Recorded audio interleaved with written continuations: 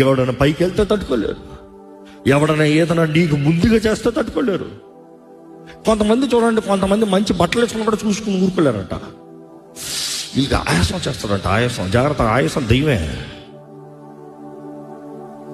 ఇట్లా చూసుకుంటారంట ట్రైన్ నుండి కిందికి. ఎందుకు? వెళ్ళి కాంప్లిమెంట్ ఇవ్వి.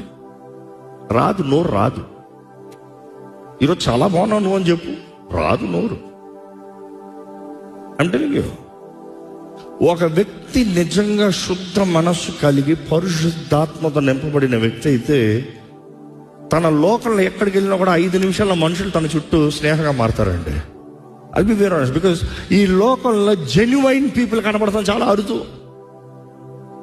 జెన్యువైన్ ఈరోజు ఎక్కడ చూసినా కల్తీ, స్వార్థం, నేను గొప్ప, నేనేమనుకుంటున్నావు,